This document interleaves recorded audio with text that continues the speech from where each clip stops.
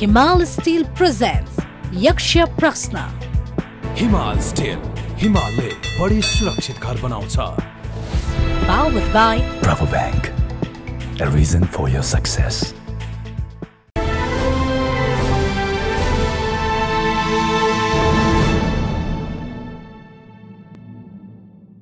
नमस्कार, यक्ष प्रश्नको यो विशेष संवादमा तपाईलाई हार्दिक स्वागत छ। म राजेन्द्र बानिया। यक्ष प्रश्नलाई प्रायोजन गरेको छ हिमाल स्टिलले।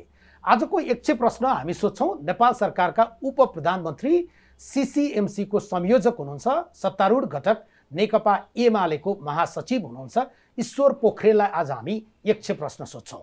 खास गरी अहिले कोभिडको दोस्रो लहर चल्दै गर्दा र मुलुकमा कोभिड संक्रमितको संख्या यसरी बढेको छ, अस्पतालमा बेड नपाइएको गुनासोदेखि लिएर अक्सिजनको सिलिन्डर नपाइएको विषयसम्म अन्तर्राष्ट्रिय जगत नेपाललाई सहयोग गर्न तत्पर छ, तर नेपाल सरकारका तर्फबाट समन्वय भएन भन्ने जे प्रकारको आरोप छ अनि प्रधानमन्त्री केपी शर्मा ओलीले अन्तर्राष्ट्रिय समुदायसँग आशातीत र आवश्यक रूपमा सहयोग गर्नका लागि अपील गर्न सक्नु भएन भन्ने आलोचना पनि त्यहीँनिर थपिएको छ। तथापि भर्खरै मात्रै पुरानै मन्त्रीमण्डल, प्रधानमन्त्रीज्यू पनि पुरानै, तर संविधानको धारा 76(3) अनुसार उहाँहरूले पदभार ग्रहण पनि गर्नुभएको छ। समस्या उस्तै छन्, पुरानै छन्।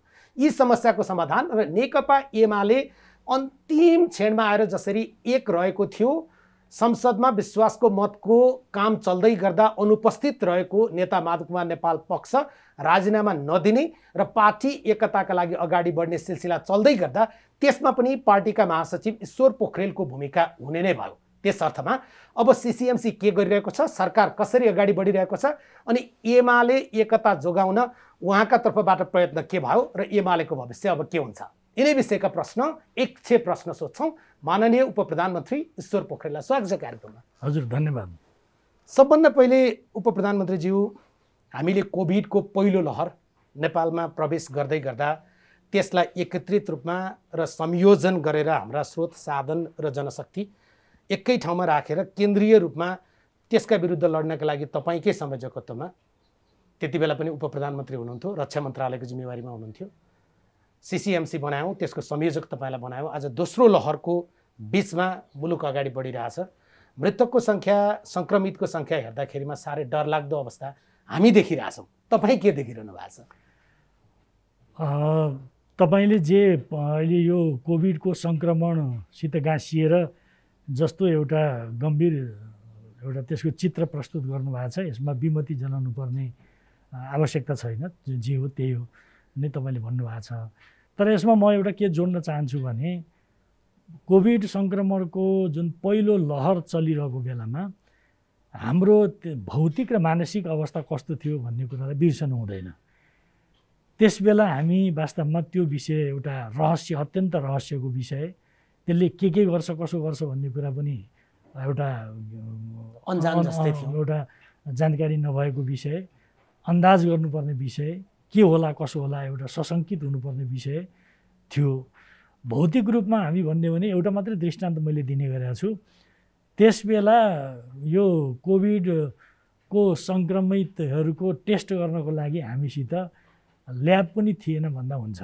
होइन, एउटा टेकुको ल्याबले वास्तवमा त्यहाँ चाहिँ रिएजेन्टको अभावमा हामीले टेस्ट गर्नलाई हङकङ पठाउनु पर्ने अवस्था थियो। त्यो हाम्रो त्यसबेलाको अवस्था थियो। हामीले त्यो गम्भीर एउटा भौतिक परिस्थिति हाम्रो जस्तो खालको थियो, त्यो भौतिक परिस्थितिलाई हामीले प्रतिकूल अवस्थालाई चिर्दै हामीले अनेक खालका चाहिँ त्यसबेला अनुकूलताहरू सिर्जना गऱ्यौँ। आज त्यही मुलुकमा त्यो टेस्ट गर्ने 86वटा ल्याब स्थापना गरिएको भएका छन्। हिजो त्यस्तो अवस्था थिएन। हामीले अनेक ढङ्गले त्यसमा कोभिड डेडिकेटेड हस्पिटलहरू सेन्टरदेखि लिएर प्रोभिन्सदेखि लिएर स्थानीय तहसम्म पनि हामीले बनायौँ र त्यसबेला खास गरी कोभिडको उपचारसित सम्बन्धित मेडिसिनहरूको बारेमा पनि हामीले जानकारी पनि प्राप्त गऱ्यौँ र त्यस अनुरूप हामीले प्रयत्न पनि गऱ्यौँ।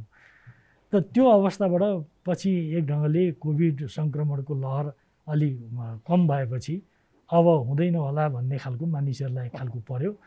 तर त्यो लहर जुन डाउन भएको थियो त्यो फेरि अहिले दोस्रो लहरको रूपमा डरलाग्दो ढङ्गले आयो। त अहिले के देखा परेको छ भन्दाखेरि अब हिजो पहिलो चरणमा म सम्झन्छु लकडाउन गरेको भोलिपल्टैदेखि हामी चाहिँ राहत वितरण गर्ने खालको कुरा चाहिँ सबभन्दा ठुलो विषय बनाएको थियो त्यस बेला।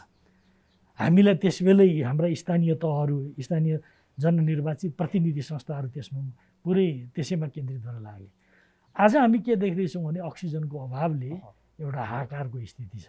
यो हाहाकार हामीमा मात्रै होइन, सबैतिर छ। मैले यसलाई जनरलाइज गरेको होइन, हिजोको अवस्था र आजको अवस्थामा अलि बढी भारत र नेपालमा अक्सिजनको त्यो भिन्नता अरू देशमा अलिकति सङ्क्रमणको यो हाम्रो जस्तो चाप अलि नभएको अवस्था पनि छ र जुन ठाउँमा त यो सङ्क्रमणको चाप ज्यादा छ, भयावह तस्बिर चाहिँ छँदैछ।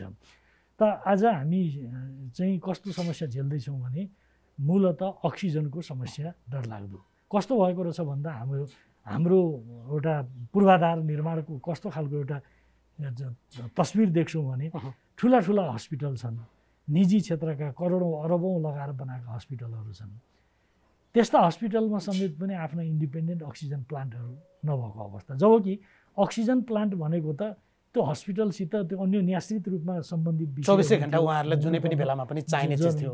तर मापदण्ड बनाउँदाखेरिमा हामीले अस्पताल बनाउँदा अक्सिजन प्लान्ट त्यसबेला वास्तवमा ती कुराहरू ल्याप्सेस भए। त्यो कसैलाई दोष दिनुभन्दा पनि पूर्वका पहिलेका स्वीकृति दिनेहरूका भनेर यति बेला आरोप लाउने भन्दा पनि हाम्रो चेतनाको, हाम्रो बुझाइको, समस्यालाई अनुभूत गर्ने हाम्रो सामर्थ्यको स्थिति चाहिँ त्यो थियो कि। मैले मेरो पहिलो प्रश्न तपाईँलाई प्रधानमन्त्री बिचमा रोकेँ। तपाईँ आज यो अवस्था के चित्रण गरिरहनु भएको छ भनेर सोध्नुको पछाडि के कारण थियो भने अहिले एक थरी मान्छेहरू नेपालको स्वास्थ्य जुन प्रणाली छ त्यो सम्पूर्ण रूपमा फेल भएर गयो, डिजास्टरमा गयो। प्रधानमन्त्रीज्यूकै किनभने सरकारका तर्फबाट आधिकारिक त उहाँको भनाइ होला, उहाँले हामी त्यो ठाउँमा पुगिसकेका छैन भन्नुभएको छ। नागरिकहरूको जुन प्रकारको अवस्था देखिन्छ त्यो हेर्दाखेरिमा साँच्चै डरलाग्दो छ। सिसिएमसीको संयोजकले चाहिँ यसलाई कसरी विश्लेषण त्यो एउटा सङ्कट त अलिक गम्भीर रूपमा चाहिँ देखा परेको छ, तर यो टोटल कोल्याप्स हो भन्ने टाइपले जो चित्रण छ त्यसमा सहमत हुन सकिँदैन। किनभने आज पनि हाम्रा स्वास्थ्यकर्मीहरू, सुरक्षाकर्मीहरू जसरी खटिरहेका छन्, तपाईँ नै भन्नुहोस् अहिले निको हुनेको रेसियो के छ?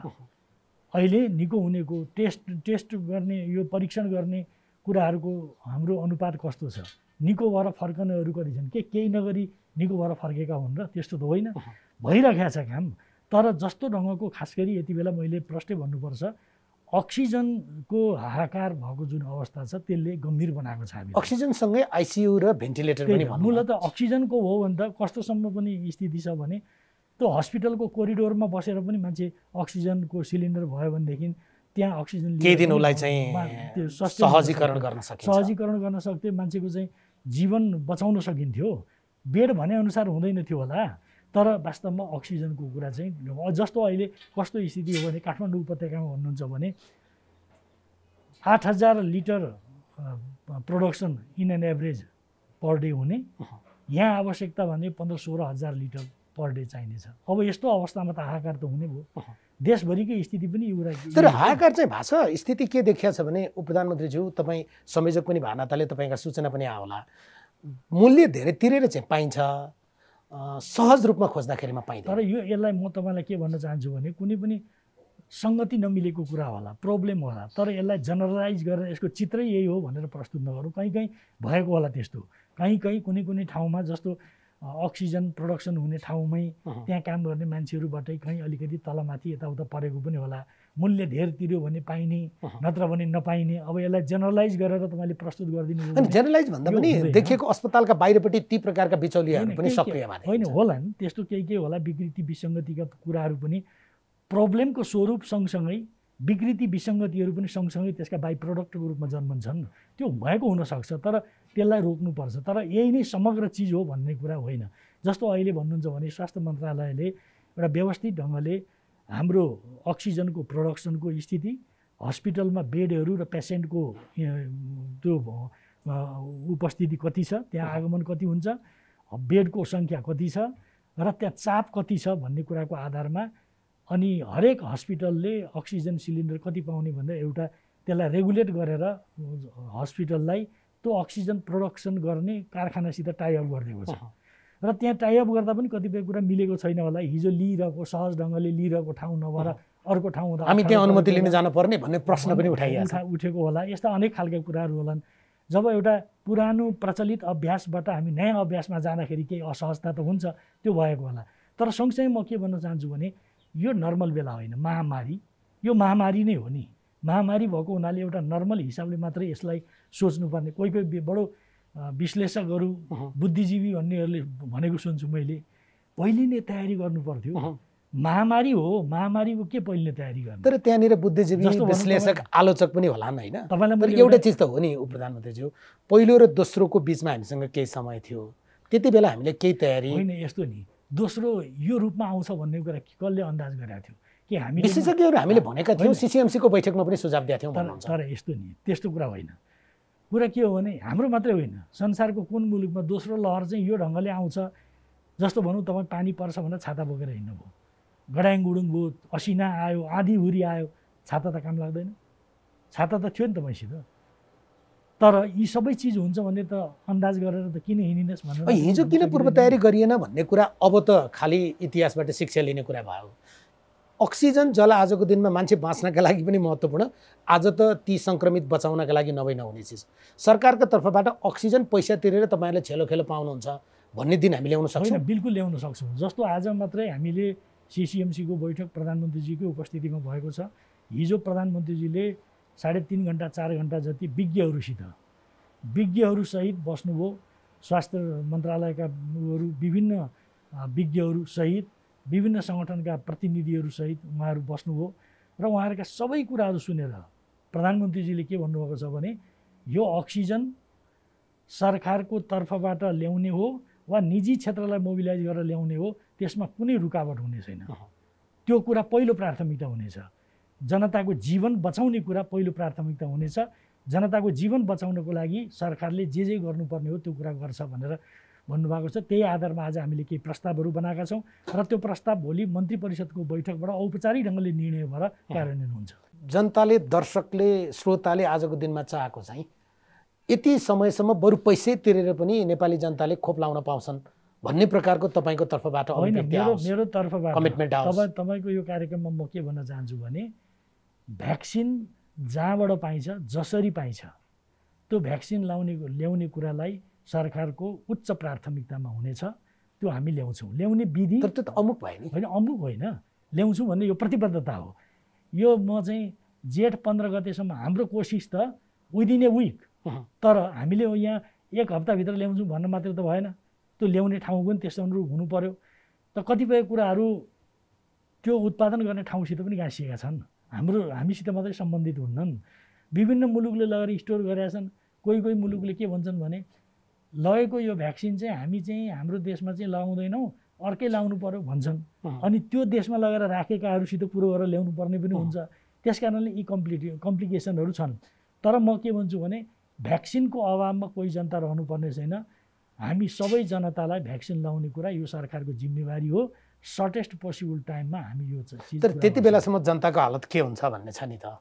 तर यस्तो नि, महामारीप्रति हाम्रो त्यस किसिमको गम्भीर चेत पनि हुनु जरुरी छ। हामीले मेन्टेन गर्नुपर्ने सामाजिक सचेतनताका कुराहरू पनि छन् होइन। मान्नुहोस् भ्याक्सिन लाएर चाहिँ जे जसरी हिँडे पनि हुने, सामाजिक दूरीलाई मेन्टेन नगर्दा पनि हुने, अनि अरू यो चाहिँ सचेतनताका कुराहरू नअपनाउँदा पनि हुन्छ र भ्याक्सिन लगाएपछि पनि त्यो चिज त गर्नुपर्छ। तर अहिले त हामीले निषेधाज्ञामा जनता थुनेरै राखिदिएका छौँ नि, त्यस कारणले उहाँहरू घरमै हुनुहुन्छ। जनताबाट असहयोग भयो भन्ने ठाउँ त अब त कहाँ छ? होइन, जनता यो हामी सबैको लागि हो। यो कुनै राज्यले पोलिटिकल लाभको लागि गरेको मात्रै विषयको रूपमा यसलाई बुझियो भने त गलत हुन्छ नि। यो त्यस्तो त होइन।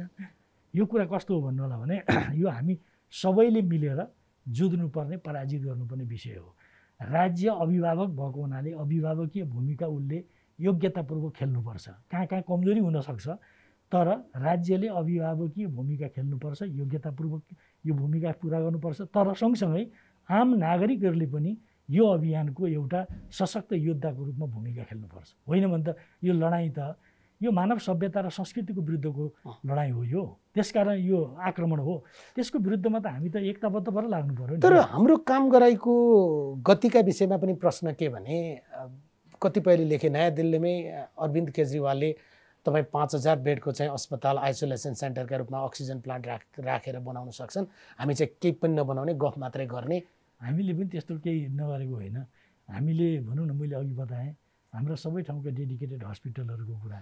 अब हामी त्यो जस्तो भनौँ यही वीर हस्पिटलको नयाँ बिल्डिङ छ 5000 बेडको छ कि 500 बेडको छ। त्यो अक्सिजन बिना त त्यो बेड गरेर मात्रै पनि कुरा भएन। अक्सिजनको व्यवस्थापन चाहिँ हामीले चाहिँ जति सकिन्छ चाँडो 1 हप्ताभित्र त्यो कमसेकम त्यसलाई फुलफिल गर्ने गरियो भने त कम्प्लिट बनाउन सकिन्छ। अरू कतिपय ठाउँमा मेडिकल कलेजहरू छन्, होस्टलहरू छन्, त्यो ठाउँमा पनि गर्न सकिन्छ। त्यति मात्रै होइन, अब अहिले अक्सिजन प्लान्टहरू इस्टाब्लिस गरेर जुन जुन ठाउँमा छैन त्यो ठाउँमा इस्टाब्लिस गरेर त्यसलाई रन गराउने कोसिस पनि छ।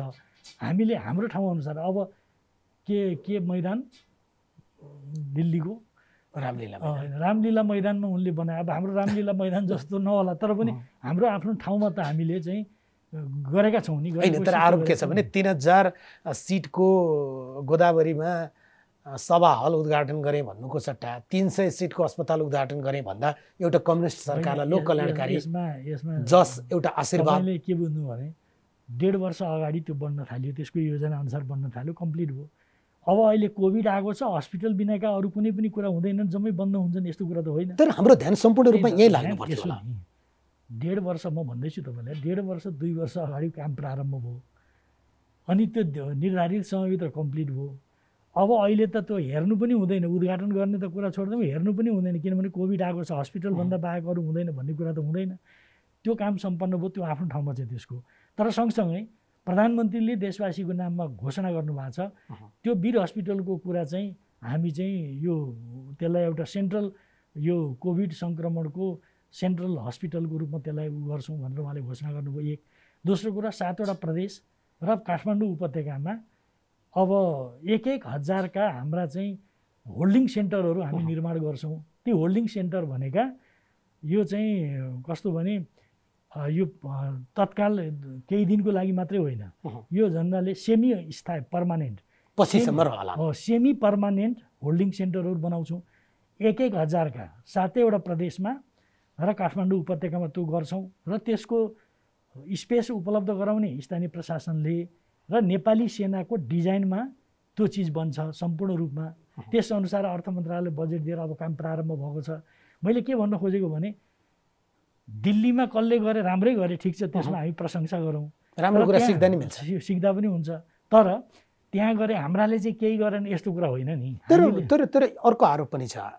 म खालि आरोपको मात्रै कुरा गर्न खोजेको छैन, सरकारले गरोस् र गर्न चाहेको रचनात्मक कुरा गरौँ भन्ने पनि छ। तर 165वटा रणनीतिक सडकको कुरा होस् या 350 अस्पतालका कुरा होस्, स्वास्थ्य चौकीको कुरा होस्, या अहिलेका यी विषय जोडिँदै गर्दा उद्घाटनलाई हतारो गर्ने, शिलान्यासलाई हतारो गर्ने, भाषणमा हतारो गर्ने, काममा चाहिँ अल्छे गर्ने।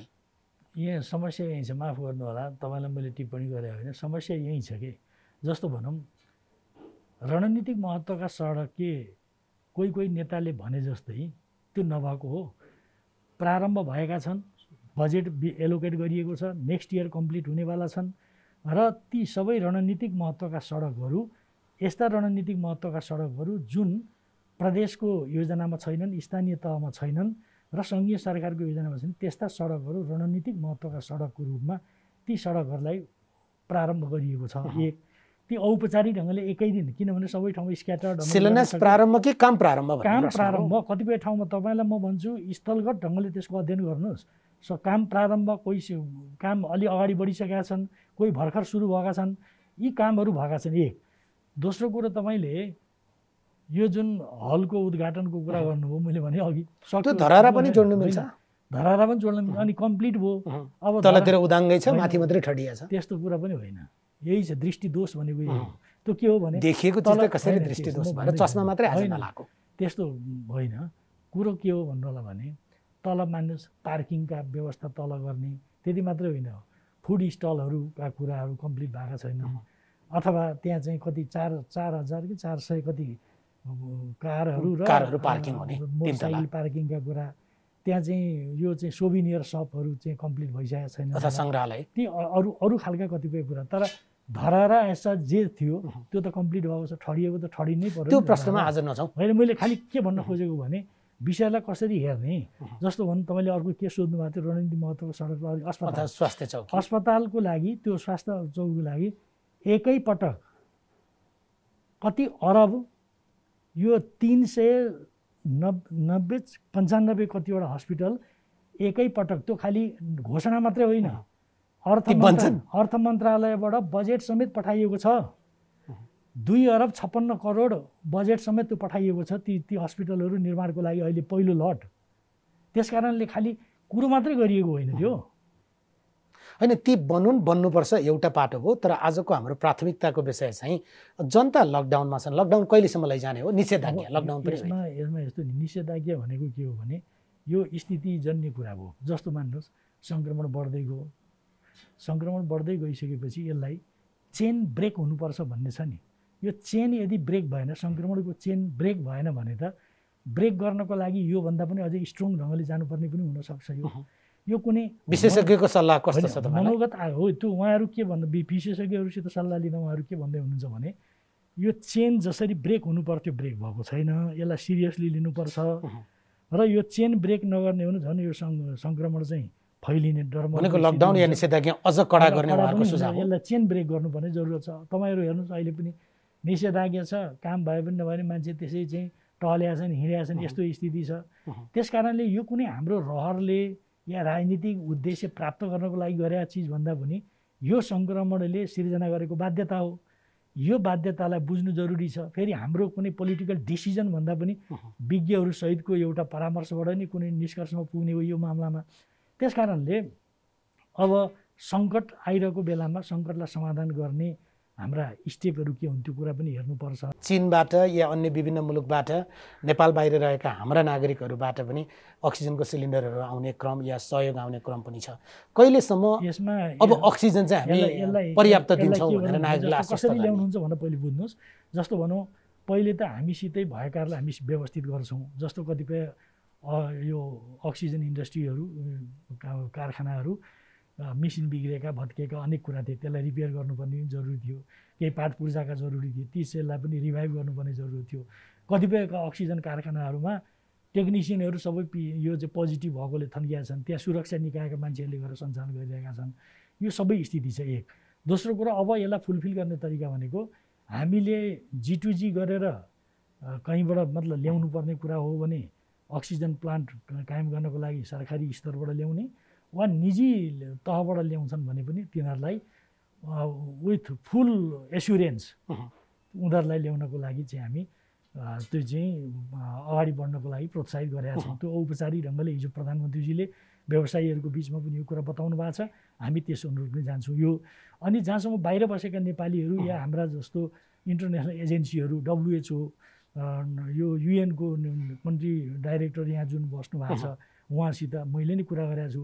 अमेरिकन एम्बेसडरसित हामीले नै कुरा गरेका छौँ र उहाँहरू विभिन्न मुलुकहरूबाट प्राप्त हुने सहयोग, विभिन्न UN एजेन्सीसित सम्बन्धित संस्थाहरूबाट प्राप्त हुने सहयोग र गैर आवासीय नेपालीहरू कतिपय त्यस्ता परोपकारी संस्थाहरूबाट गर्ने सहयोगहरूलाई ल्याउनको लागि हामीले प्रबन्ध गरेका छौँ। त्यो प्रबन्ध कसरी हुन्छ भने कुनै पनि देशका नेपालीहरूले सहयोग गर्न चाहन्छन्, कुनै पनि त्यस्ता परोपकारी संस्थाहरूले सहयोग गर्न चाहन्छन् भने उनीहरूले ल्याउन सकेनन् भने नेपाल सरकारले विधिवत ढङ्गले त्यो कार्गो गरेर पनि ल्याउँछ एक। दोस्रो कुरा खरिद गर्न कसैले खरिद गरेर पठाउन चाहन्छन् भने त्यसलाई पनि हामीले वेलकम गर्छौँ। निजी क्षेत्र मोबिलाइज हुन्छ भने उनीहरूलाई पनि हामीले प्रोत्साहित गर्छौँ र सरकारको तर्फबाट पनि परराष्ट्र मन्त्रालयलाई सहजीकरण गर्नको लागि पुरै जिम्मेवारी दिएको छ र यी कामहरू हामी गर्छौँ। CCMCको संयोजकको डायरीमा चाहिँ ब्ल्याक एन्ड व्हाइट एउटा फ्रेम बनायो होला नि, टाइमलाइन बनायो होला नि। टाइमलाइन त यस्तो आजसम्म यो कमजोरी भयो, हामी यति समय पछाडि चाहिँ अक्सिजन चाहिँ कम्तीमा पर्याप्त गर्छौँ। यसमा के हुन्छ भने यसको यो सापेक्षित उत्तर हुन्छ, यसको निरपेक्ष जवाफ दिन सकिँदैन। जस्तो भनौँ मान्नुहोस् सङ्क्रमणको दर अलिक घट्दै गयो भने चाहिने मात्राको कुरा पनि त्यही अनुसार होला। मान्नु दुर्भाग्यवश सङ्क्रमणको एउटा चाहिँ अनुपात चाहिँ बढ्दै गयो भने फेरि त्यसलाई अलि अर्कै ढङ्गले जोरजाम गर्नुपर्ने हुन्छ। तर पनि एउटा कुरा के हो भने हामी के चाहिँ गर्छौँ भने सिङ्गो सरकारको तर्फबाट जे गर्नुपर्ने हो विदाउट एनी रिजर्भेसन हामी त्यो कुरा गर्छौँ। यो अभियानमा निजी क्षेत्रले सहयोग गर्नको लागि जो तत्परता देखाउँछ, आज मात्र पनि CNI का प्रतिनिधि आउनुभएको थियो र हामी एउटा प्लान्ट बनाउन चाहन्छौँ, कन्ट्रिब्युट गर्न चाहन्छौँ भन्नुभएको थियो। ल सरकारी र सामुदायिक हस्पिटलमध्ये कुन उपयुक्त हुन्छ तपाईँहरूलाई भन्छौँ हामीले भनेका छौँ। यस्ता खालका सङ्गठन संस्थाहरूको सहयोगलाई पनि हामीले वेलकम गर्छौँ। निजी क्षेत्रले व्यावसायिक हिसाबले नै ल्याउन चाहन्छ, स्थापित गर्न चाहन्छ भने पनि उसलाई भरपुर हाम्रो सहयोग हुन्छ। तर सामान्य जनताको आक्रोश त्यहीँनिर छ क्या। अक्सिजन छ, अक्सिजन पाइन्छ, अक्सिजन भए मेरो बिरामी बाँच्थ्यो भन्ने आक्रोशका बीच उहाँको बिरामीले दम तोड्छ, सास फेर्न बन्द गर्छ र मृत्युवरण गर्छ। त्यति बेला चाहिँ मेरो सरकार खोइ भन्छ नि त उसले। यसमा कतिपय कुरा त्यो जुन पीडाजनक स्थिति हुन्छ, त्यो पीडाजनक स्थिति भएको बेलामा मानिसहरूले प्रतिक्रिया व्यक्त गर्नु, आफ्नो भनाइ राख्ने कुरालाई मैले कुनै प्रति टिप्पणी गर्न चाहन्न, त्यस्तो स्वाभाविक हुन्छ पनि। तर के भने यो महामारीको बिचमा जुन हामी छौँ, कुन बेला आफ्नो प्रियजन, सँगै बसेको प्रियजन, म हिजो अस्ति एकजना साथीसित कुरा गरिरहेको थिएँ, हस्पिटलमा हुनुहुन्थ्यो, भोलिपल्ट चाहिँ परिवारको मान्छेसित उहाँ त बित्नुभयो, बिहान खाना लिएर गएको उहाँ बित्नुभयो। त यस्तो खालको एउटा अप्रिय कुराहरू त अनपेक्षित कुराहरू हाम्रा चाहिँ ती बडो पीडाजनक कुराहरू त हाम्रा हुन्छन् नै होइन। त्यस्ता कुरामा हामीले ध्यान दिनुपर्छ। तर कुरा के भने यो महामारीले हामीलाई कहाँ कुन कुन ठाउँमा हान्छ, कसरी पीडा दिन्छ भन्ने खालको आफ्नो एउटा यसको स्थिति हुन्छ, त्यो कुरालाई पनि बुझ्नु जरुरी छ। तपाईँ त्यसो भए अक्सिजन व्यवस्थापनमा चाहिँ त्यति धेरै एस्योर्ड नदेखिनु भयो। म तपाईँलाई के एस्योर गर्न चाहन्छु भने with our full capacity government बेसिसमा निजी क्षेत्र व्यावसायिक क्षेत्रलाई मोबिलाइज गरेर विथ फुल एस्युरेन्स हाम्रो तर्फबाट त्यो अक्सिजनको अभावलाई पुरा गर्नको लागि, अभाव नहुन दिनको लागि सर्टेस्ट पोसिबल टाइमभित्र हामी यी चिजहरू गर्छौँ। तर यसलाई अपत्यार नमान्नु होला, तर अविश्वास पनि नमान्नु होला। तर यथार्थ चित्र चाहिँ यही चिज तपाईँले भनेकै चिज प्रधानमन्त्रीले बेडको अभाव हुँदैन भन्नुभएको थियो। स्वास्थ्य मन्त्रीज्यूसँग हामीले उहाँकै कार्यक्रममा गएर 100 प्रश्न गऱ्यौँ, हरेक नेपालीले बिरामी हुँदा बेड पाउँछन् भन्नुभएको थियो। तर त्यस्तो देखिएन, अनि विश्वास किन गर्ने भन्ने प्रश्न एउटा कुरा भन्नु न। अहिले बेडको तपाईँसित म अहिले ठ्याक्कै आँकडा भन्दा म पनि भन्न सक्दिनँ। कति बेड छन्, बेडको अकुपेन्सी कति छ र कति खाली छन् हेर्नु होला। एराउन्ड 30%, मोर देन 30%, एप्रोक्सिमेट 40% बेडहरू अहिले पनि अनयुज्ड छन्। बेड केसित गाँसियो भन्दा अक्सिजनको सिलिन्डर जोडिया हुनु पर्यो, सिलिन्डरसित गाँसियो। बेडको मात्रै कुरा गरेर त भएन, अक्सिजनको कुरा। आइसियु हिजो कति थिए, अहिले कति बढ्यो। भेन्टिलेटर कति थिए देशभरि, अहिले कति त्यसमा थपियो। त यसको नगरिएको होइन, गरिएको छ। तर पनि जस्तो महामारी डरलाग्दो भएर मुख बाएर आएको छ नि, त्यसलाई सामना गर्ने हिसाबले यति बेला हामीलाई केही धौ परेको हो। यो धौ परेको हो, तर यसलाई हामी यसको सामना गर्छौँ। तपाईँले त्यसो भन्दै गर्दा अन्तर्राष्ट्रिय समुदायसँग अहिले तपाईँले जोड्नु परराष्ट्र मन्त्री मार्फत पनि हामीले, किनभने हाम्रो लाइन मिनिस्ट्री पनि त्यही हो, हामीले अन्तर्राष्ट्रिय समुदायसँग आग्रह गरेका छौँ भन्नुभएको छ। संयुक्त राष्ट्र सङ्घको नेपालस्थित कार्यालयले पनि WHO पनि आग्रह गरेका छ। या प्रधानमन्त्रीज्यूले द गार्डियन मार्फत अन्तर्राष्ट्रिय समुदायलाई पनि भन्नुभएको थियो। अन्तर्राष्ट्रिय समुदाय केही प्रस्ताव लिएर आछ? जस्तो भनौँ, अमेरिकन राजदूतज्यूसित मैले आफैले पनि कुराकानी गरेँ। उहाँले सम्भवतः यही विकमा अमेरिकाबाट प्राप्त हुने सहयोग चाहिँ हामी पठाउँछौँ भनेर मैसित कुराकानी गर्नुभएको छ। एक स्विस एम्बेसडरले अहिले जो स्विट्जरल्यान्ड नै हुनुहुन्छ, यही हप्तामा उहाँहरूले छुट्टै कार्गो गरेर सामग्रीहरू पठाउँदै हुनुहुन्छ, उहाँहरूले गर्दै हुन्छ। र संयुक्त राष्ट्रसङ्घका प्रतिनिधिसित पनि मैले आफैले पनि कुरा गरेको छु, प्रधानमन्त्रीजीले कुराकानी गर्नुभएको छ। हाम्रो छिमेकी मुलुकका सरकार प्रमुखहरूसित प्रधानमन्त्रीजीको आफै पनि कुरा भएको छ। र यस हिसाबले हामी जहाँबाट सम्भव हुन्छ सहयोगको लागि हामीले अनुरोध पनि गरेका छौँ र उहाँहरूले राम्रो रिस्पोन्स पनि गर्नुभएको छ। हामी सर्टेस्ट पोसिबल टाइममा त्यो सहयोगहरू प्राप्त गर्छौँ। तर विरोधी र आलोचक चाहिँ खास गरी प्रधानमन्त्री केपी शर्मा ओलीको सरकारका समयमा राजदूत नियुक्तिदेखि लिएर अन्तर्राष्ट्रिय समुदायसँग नेपालको छवि चाहिँ असाध्यै कमजोर बनाइएको छ, जसले गर्दा अहिले अन्तर्राष्ट्रिय समुदाय चाहिँ सहयोग गर्न तत्पर रूपबाट आएन। होइन, भन्नेहरूलाई भन्ने छुट छ, भन्न पाउँछन्। त्यसको सत्यासत्य त व्यवहारले फैसला गर्दै जान्छ। भन्ने कुराको पछाडि लाग्नुपर्ने आवश्यकता छैन। भन्नेलाई दोष नदेऊ, उसको भनाइलाई चेतावनी सम्झ, हामी त्यो बुझ्छौँ। त्यस कारणले केहीको यो यस्तो खालको टिका टिप्पणी गर्ने रोजगारी नै छ, त्यो रोजगारीमा लागेका मान्छेहरू छन्, त्यसमा मैले केही भन्नु छैन। तर हामीले गर्नुपर्ने कर्तव्य के हो भनेर हामीले ठेगान गरेका छौँ र त्यो कर्तव्य पुरा गर्नको लागि आफू सक्दो हामीले कोसिस गरेका छौँ। मैले हिजो मात्रै भने, प्रधानमन्त्रीजीले नेपालका स्वास्थ्य विशेषज्ञहरू, सरकारी र सामुदायिक अस्पतालका प्रमुखहरू, सुरक्षा निकायका प्रमुखहरू, मन्त्रालयका विज्ञहरू सहित त्यत्रो लामो समय उहाँहरूका टोटल कुरा सुनेर ती कुराहरूको आधारमा प्रब्लमलाई प्रायोरिटाइज गरेर अब यसरी हल गरिन्छ भनेर उहाँले नीतिगत रूपमा आफ्ना निष्कर्षहरू सुनाउनु भएको छ। त्यस आधारमा आज मात्रै हामीले सिसिएमसीको बैठक बसेर त्यही निर्देशनको आधारमा हामीले ठोस प्रस्तावहरू बनाएका छौँ, जुन अब तुरुन्तै बस्ने मन्त्री परिषदको बैठकले निर्णय गर्छ। त्यो ठोस प्रस्ताव अहिले भन्न मिल्दैन, निर्णय जुन औपचारिक हुन्छ तपाईँलाई जानकारी गराइन्छ। अर्को चाहिँ सबभन्दा महत्त्वपूर्ण भनेको खोप होइन, भारतसँग खोप किन्ने ल्याउने विषय चाहिँ जसरी पछिल्लो दिनमा धामी झाँक्रीसम्म पुगेर भूतसम्म पुगेर अड्किया थियो, हामी खोप चाहिँ कहिले ल्याउँछौँ? खोप ल्याउने सम्बन्धमा 2-3टा कुराहरू छन्। जस्तो भनौँ विभिन्न संस्थाहरूले यो चाहिँ युएन अम्ब्रेला एजेन्सीहरू छन्, त्यो युएन अम्ब्रेला एजेन्सीको तर्फबाट यो चाहिँ 20% पपुलेसनलाई हुने गरी दिन्छौँ भनेर उहाँहरूले भन्नुभएको थियो। जुन ठाउँबाट जुन ठाउँको प्रोडक्सन जुन कारखानाबाट चाहिँ कम्पनीबाट ल्याउने भनेको थियो त्यहीँनिर आन्तरिक झन्झट भइसकेपछि उसले वास्तवमा 2,43,000 मात्रै हामीलाई दिन सक्यो, पुरा दिन सकेका छैन। र उसले कारण के बतायो भने हामीले नेपाललाई दिन्छौँ भनेर यति एस्योर गरेका हौँ, तर अहिले विभिन्न हाम्रो आन्तरिक कारणले दिन सकेका छैनौँ भनेर उसले भनेको छ। चीनले हामीलाई सहयोग गरेको छ, भारतले हामीलाई सहयोग गरेको छ। अमेरिकी राजदूत रणदीप बेरीसँग तपाईँकै कुरा भयो नि, इन्डियन आर्मीले नेपाली सेनालाई पनि दिएको छ भनेपछि विभिन्न खालको सहयोगहरू सङ्कलन भएको छ। अब जहाँसम्म खरिदको कुरा छ, खरिदको कुरा भनेको त्यसको G2G प्रोसेसबाट त्यो पनि अब प्राइभेट कम्पनीहरूसित किन्नुपर्ने स्थिति हुन्छ, त्यसका आफ्ना प्रोसिड्युरहरू छन्। त्यस कारणले खरिदको लागि पनि ओपन छौँ होइन, त्यो ल्याउने भन्ने छ भनेको त्यसको पनि कुनै टाइमलाइन छैन? होइन, टाइमलाइन होइन, त्यो त सर्टेज, किनभने हाम्रो मात्रै टाइमलाइन बनाइदिएर हुँदैन, दिनेले पनि उत्पादन गरेको हुनु पर्यो। उत्पादन गर्ने कारखानाहरू नै विभिन्न कारणले अप्ठ्यारोमा परिरहेको बेलामा तर धनी देशहरूले चाहिँ स्टोरमा राखेको त्यसका लागि एक प्रकारको दबाब सृजना गर्ने या त्यो प्रकारको मित्रवत सम्बन्ध हुने भने सहज हुन्छ। हामीले के हो भने जनतालाई यो कोभिडसँग सम्बन्धित उपचारको यो भ्याक्सिनको सम्बन्धमा सरकारको पूर्ण जिम्मेवारी हो। यो भ्याक्सिन चाहे अमेरिका, अब जस्तो भ्याक्सिनको बारेमा पनि कुनै देशले प्रोडक्सन गरेको एउटै डोज लाउँदा हुने, कहीँबाट उत्पादन गरेको 2 डोज लाउनु पर्ने, 2 डोज लाग्दा पनि सङ्क्रमित हुने त्यो इम्युनिटी पावर मात्रै बढ्ने रहेछ, सङ्क्रमणलाई नै त्यसले बिल्कुल रोक्छ भन्ने खालको कुरा त होइन। इम्युनिटी पावर बढ्छ र त्यसले रेसिस्ट गर्छ भन्ने मात्रै कुरा हो। अब कोही चाहिँ एज ग्रुपको कुरा पनि हुँदो रहेछ, यो भ्याक्सिनका पनि अनेक छन्।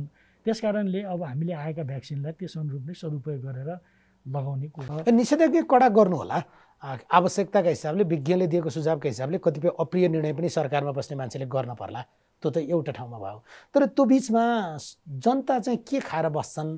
जनताको राहतको विषयमा सरकारले सोचेको छ? राहतको पहिलो पनि तपाईँलाई बताउँ, तपाईँले कतिको ख्याल गर्नुभएको छ, राष्ट्र बैङ्कको तर्फबाट मौद्रिक नीति जुन खालको सार्वजनिक गरियो त्यही कोभिडको क्राइसिसको बेलामा, जसमा चैत 11 गते लकडाउन भएको थियो, भदौमा मौद्रिक नीति जे होस्, त्यो सबै प्रब्लमलाई एड्रेस गर्नको लागि मौद्रिक नीति पनि हो। त्यसलाई आम व्यवसायीहरूले, आम कामदारहरूले त्यसलाई एप्रिसिएट पनि गरे होइन।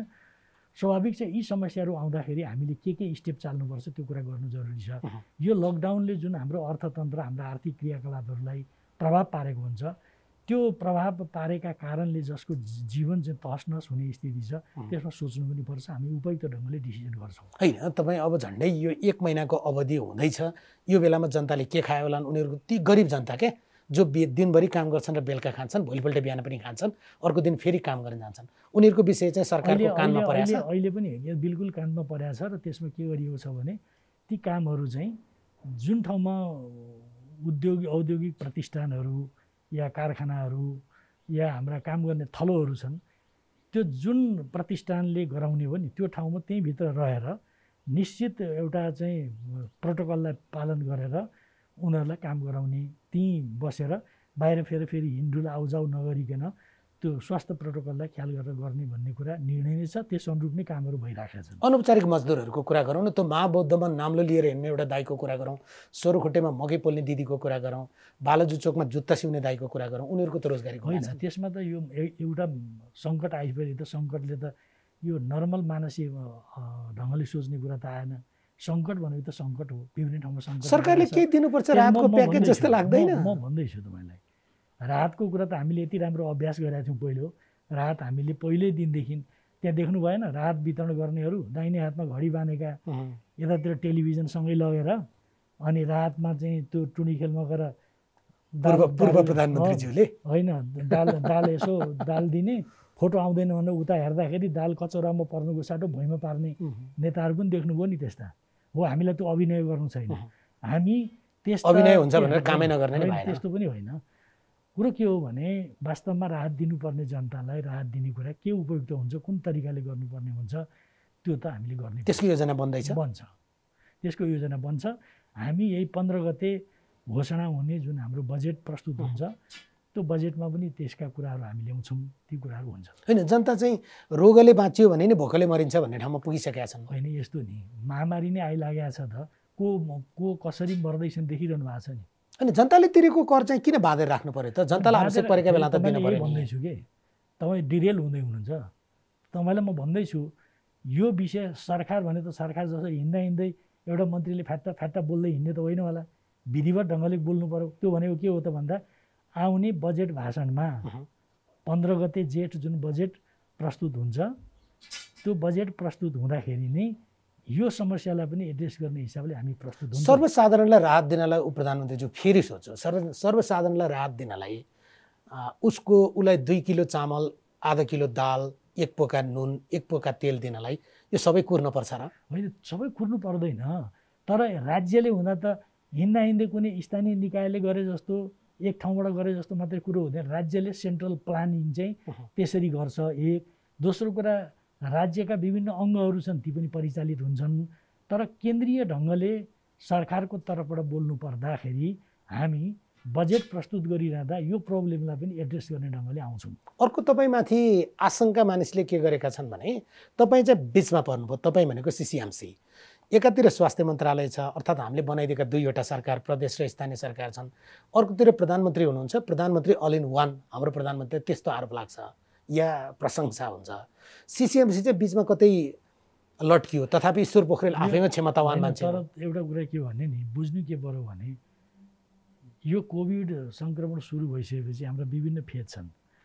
पहिलो फेजमा प्रधानमन्त्रीज्यू आफैले इनिसिएटिभ लिएर त्यो चीनको वुहानमा भएको सङ्क्रमणबाट प्रभावितहरूलाई उद्धार गर्ने सिलसिलामा प्रधानमन्त्रीज्यूले आफैले प्रारम्भ गर्नुभयो। दोस्रो पटक किडनी ट्रान्सप्लान्ट गर्ने सिलसिलामा त्यो रिक्तताको स्थितिमा उच्चस्तरीय समन्वय समिति भन्ने निर्माण भयो, जसको संयोजन मैले नै गर्थेँ। त्यसले एक चरण काम गर्यो। पछिल्लो समयमा हामी के देख्यौँ भन्दा एक्सनमा जानुपर्ने, अलिक कोर्डिनेटेड ढङ्गले एक्सनमा जानुपर्ने, खालि यो ब्युरोक्रेटिक ढङ्गले मात्रै काम गरेर पनि हुँदैन भन्ने कुरा भएपछि यो COVID-19 crisis management centre CCMC भन्ने निर्माण भयो। त्यसलाई पनि मैले संयोजन गरेँ। त्यो उच्चस्तरीय समन्वय समितिको ठाउँमा यो बन्यो। तपाईँलाई अहिले म फ्रेङ्कली भन्न चाहन्छु, वास्तवमा सिसिएमसीले जसरी अहिले काम गरिरहेको छ यो अहिलेको च्यालेन्जमा अझै नपुग्ने खालको स्थिति देखा परेको छ। यो कमजोरी भएको होइन, कमजोरीको कुरा गरिन। यो जुन उचाइमा चुनौतीहरू आएका छन्, यो उचाइमा चुनौती आएको कुरालाई ख्याल गरेर हामीले पुरै इमिडिएट एक्सन गर्ने हिसाबले जानुपर्ने मेकानिजमको जरुरत छ। सिसिएमसीले नै ईश्वर पोखरेलको राजनीति चाहिँ जुन एउटा उच्चतम बिन्दुमा पुग्दैछ त्यसैलाई पूर्णविराम लाउँछ कि भनेर मान्छेहरू तपाईँलाई माया गर्छन्। यो यसो माया गर्ने यो भन्छु के भने यस्ता सतही खालका कुराहरू जो बजारमा हुन्छ नि मतलब हाँस उठ्छ कि तपाईँले प्राप्त गरेको जिम्मेवारीमा असफल हुनुभयो भने तपाईँको राजनीतिलाई त तपाईँले प्रश्न गर्नुभयो, म जवाब दिँदैछु। सुन्नु न, कुरा के हो भने नि हामी समस्यालाई सम्बोधन गर्ने प्रयत्न गर्दैछौँ। पहिले उच्चस्तरीय समन्वय समिति बनायौँ, 1 सरौ काम गर्यो त्यसले। पछि चुनौतीहरू अझै एकदम नयाँ ढङ्गले एड्रेस गर्नुपर्ने भयो, कोभिड-19 क्राइसिस म्यानेजमेन्ट सेन्टर बनायौँ। त्यो सिसिएमसी बनाउँदाखेरि प्रदेशमा नि बनाउनुपर्छ भन्ने चेत खुल्यो, स्थानीय तहमा पनि बनाउनुपर्छ भन्ने सिक्दै गयो। त्यही त आखिरमा त्यही हो नि त तल बनाउँदा माथि प्रदेशमा मुख्यमन्त्रीको संयोजकत्वमा बन्यो, जिल्लामा सिडिओको नेतृत्वमा बन्यो, जसमा सबै कोअर्डिनेटेड ढङ्गले गऱ्यौँ। यहाँ पनि माथि के गऱ्यौँ, सिसिएमसी मातहत मुख्य सचिवको नेतृत्वमा सहजीकरण। म सिसिएमसीको प्रमुखले गर्ने के हो भने विभिन्न कन्सर्न मिनिस्ट्रीहरू जुन छन् ती मिनिस्ट्रीहरूलाई समन्वय गर्ने, तर त्यसले गरेका पोलिसी लेभलका डिसिजनहरू लागू गर्नको लागि व्यवहारमा आइपर्ने अप्ठ्यारोहरूलाई चाहिँ त्यसलाई समाधान गर्नको लागि मुख्य सचिवको नेतृत्वमा एउटा सहजीकरण समिति छ, जसमा विभिन्न मन्त्रालयका सचिवज्यूहरू, आर्मी, पुलिसका सबै अफिसरहरू, चिफहरू हुनुहुन्छ। त्योभन्दा तल के हो त भन्दा विभिन्न मन्त्रालयका स्वास्थ्य मन्त्रालय, अर्थ मन्त्रालय, परराष्ट्र मन्त्रालय, भौतिक योजना, गृह सबैका सहसचिव लेभलको छाउनीमा सिसिएमसीको जहाँ सचिवालय छ त्यो सचिवालयको रूपमा त्यसले काम गर्छ। 24 आवर्स त्यहाँ बस्छ र त्यसले 4वटा एप सञ्चालन गर्छ। त्यो भनेको आइटीसित रिलेटेड, आपूर्तिसित रिलेटेड, मेडिसिनसित रिलेटेड, यी जम्मै कुराहरू उसले कोअर्डिनेटेड गर्छ। अब यति बेला हामीलाई के परेको छ भन्दा वास्तवमा जुन लेभलमा प्रब्लमहरू देखा परिरहेको छ अहिले दोस्रो लहरमा, यो सङ्क्रमणको एउटा भयावह जुन स्थिति देखा परेको छ, इमिडिएट एक्सन गर्नुपर्ने छ। हाम्रा जुन ब्युरोक्रेटिक स्टेपिङहरू यहाँबाट त्यहाँ, त्यहाँबाट त्यहाँ, त्यहाँबाट त्यहाँ भन्नुभन्दा पनि अब नयाँ ढङ्गले एसर्ट गर्नुपर्ने पोइन्टमा आइपुगेका छौँ। हाम्रो क्षमता बढाउनु पर्यो, यो क्षमताले पुगेन। क्षमता बढाउने व्यक्तिको क्षमताको मात्रै कुरो गरिन, हाम्रो मेकानिजमलाई पनि अलिकति यो चेन्जिङ कन्टेक्स्टमा अपडेटेड गर्नुपर्ने जरुरत छ। त्यस कारणले हामी के छलफल गर्दैछौँ भन्दा वास्तवमा यो अहिले भइरहेको कामलाई मात्रै होइन, अब त इमिडिएट एक्सन, इमिडिएट डेलिभरी दिने हिसाबले यहाँ त्यहाँ हो। जस्तो भनौँ न, अक्सिजनको कुरा ल्याउनु पर्यो, सरकारको तर्फ ल्याउने, निजी क्षेत्रलाई दिने, अब त्यो निर्णय गर्ने प्रक्रिया म भन्छु सनसेट ल बनाएर तुरुन्त इमिडिएट जानुपर्ने जरुरत छ। सनसेट ल भनेको यही कोभिडको क्राइसिस हल नहुन्जेलसम्मको लागि एकदम फायर गर्ने जस्तो खालको कुरा त हुनु पर्यो नि, होइन भने त त्यो प्रक्रियाका एकदम हाम्रो ती सबै चरण पुरा गर्दा त घाम डुबिसक्छ। त्यस कारणले अब हामी कुन ठाउँमा छौँ, म अहिले सिसिएमसीको प्रमुख भएको नाताले पनि तपाईँलाई म के भन्न चाहन्छु भने हामी कस्तो सोचाइमा छौँ भने यति बेला अब यो क्राइसिसलाई ह्यान्डल गर्ने हिसाबले नयाँ किसिमले हामीले जम्प गर्नुपर्ने जरुरत छ। त्यो जम्प पोलिसीमा, त्यो जम्प मेकानिजममा, त्यो जम्प डिसिजन मेकिङमा, त्यो जम्प हाम्रो एक्टिभिटिजमा हो। यो जरुरी छ, हामी जुन कुरा गर्छौँ अब त्यसमा मन्त्री परिषद या प्रधानमन्त्रीका तर्फबाट आवश्यक सहयोग भएको छ होइन? प्रधानमन्त्री त यसमा सबैभन्दा एकदम उहाँले प्रत्यक्ष रूपमा चासो राख्नु भएको छ, निर्देशन दिनुभएको छ। आज मात्रै पनि हरेक कुराहरू उहाँले छलफलमा सरिक हुनुभएको छ, प्रब्लमहरू सुन्नुभएको छ र नीतिगत निर्देशन गर्नुभएको छ। त्यो नीतिगत निर्देशनको आधारमा सिसिएमसीलाई निर्णय गरेर अगाडि बढ्नको लागि उहाँले हमेसा, आज मात्रै पनि उहाँले कार्यक्रमको व्यस्तताको बिचमा पनि आएर निर्देशन गरेर जानुभयो। त्यस आधारमा हामी सिसिएमसीको तर्फबाट महत्त्वपूर्ण निर्णयहरू गरेका छौँ। तपाईँले यो प्रश्नको धेरैचोटि जवाब दिनुभएको छ, तर फेरि पनि मानिस प्रश्न गरिरहन्छन्। अघिल्लो पटक ओम्नीसँग जोडेर तपाईँको नाम पनि प्रत्यक्ष परोक्ष जोडेर तपाईँलाई बदनाम गर्ने प्रयास भएको थियो। योचोटि पनि खोप चाहिँ खरिदको विषयमा काहीँ न काहीँ तपाईँलाई तान्ने प्रयास गरिए। यो चाहिँ के राजनीतिक स्टन्टबाजी रहेछ कि अब यसलाई मैले के भन्नु, हावा चल्ने र पातलले हल्लिने भन्छ?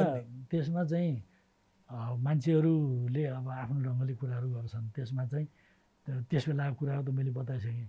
तपाईँले त्यो विषय त्यो प्रश्न चाहिँ गरिरहनु पनि केही आवश्यकै थिएन। फेरि खोपमा अब सिसिएमसीकै तर्फबाट तपाईँकै नाम जोडेर उहाँले नै अब यसको डिल गर्ने भनेपछि मान्छेले फेरि लेख्न थाले, अब यसले कमिसन खान्छ। त्यो त अरे त्यस्ता लेख्नेहरू, त्यस्ता असन्तुलित मान्छेहरू, पूर्वाग्रहीहरू, दृष्टिमा फुलो परेकाहरू तमाम मान्छेहरू छन्। त्यसको पछाडि हस्, तपाईँलाई धन्यवाद। जनताको ज्यान जोगाउने, जनतालाई मेरो सरकार मेरो अभिभावक भन्ने एउटा अनुभूति गराइदिनुहोस्। फेरि तपाईँलाई म के भन्न चाहन्छु भने अघि पनि भने तपाईँले यो मेरो प्रसारण गर्नुपर्छ। त्यो भने के हो भने यो सरकार, केपी ओलीले नेतृत्व गरेको यो सरकार कोभिडको यो दोस्रो लहरले जुन खालको एउटा त्रास सिर्जना गरेको छ, यसलाई समाधान गर्नको लागि, जनतालाई यो सङ्क्रमणको मारबाट बचाउनको लागि राज्यको तर्फबाट, मैले भन्नको लागि भनेको होइन, राज्यको तर्फबाट सरकारले जे गर्नुपर्छ त्यो गर्छ। सम्पूर्ण निजी क्षेत्रलाई समेत मोबिलाइज गरेर जे गराउनुपर्छ त्यो कुरा गर्छ। म यो विश्वास दिलाउन चाहन्छु। हस् हस्। माननीय ईश्वर पोखरेल, नेपाल सरकारका उप प्रधानमन्त्री तथा नेकपा एमालेका महासचिव, उहाँसँग आज हामीले एक प्रश्न सोध्यौँ दुईवटा सन्दर्भ। एउटा कोरोना सङ्क्रमणको यो अत्यास लाग्दो अवस्थाको सन्दर्भ जहाँनिर सरकार, राज्य, अझ भनौँ हामी नागरिक सबै मिलेर यो महामारी विरुद्ध विजय हासिल गर्नु छ। अर्को नेकपा एमालेभित्र पछिल्लो दिनमा देखिएको विवाद, जसले गर्दा कुनै न कुनै रूपमा सरकारले दिने सेवा डेलिभरीमा नै असर गरेकै थियो। यही विषयमा केन्द्रित रहेर एक प्रश्न गऱ्यौँ। एक प्रश्नलाई प्रायोजन गरेको छ हिमाल स्टिलले। कार्यक्रम आजका लागि यहीँ सकिन्छ। नमस्कार।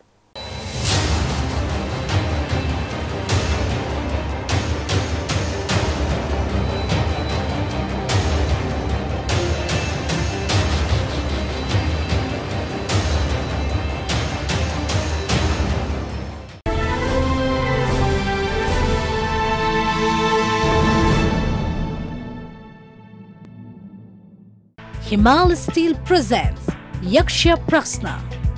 हिमाल स्टिल, हिमालले बढी सुरक्षित घर बनाउँछ। Powered by Bravo Bank. A reason for your success.